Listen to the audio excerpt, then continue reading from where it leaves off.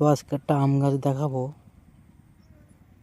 একটা গাছে 8 রকম আম হবে। একটা আছে ম্যাঙ্গো ব্যানানা, একটা আছে রেড পালবার,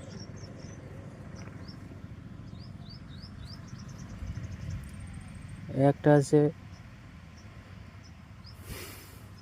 এটা হচ্ছে আম্রপালি,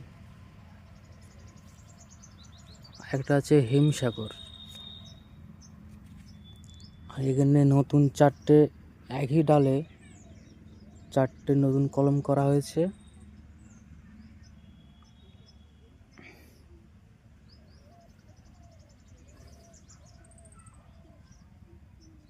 একটা কাটিমন,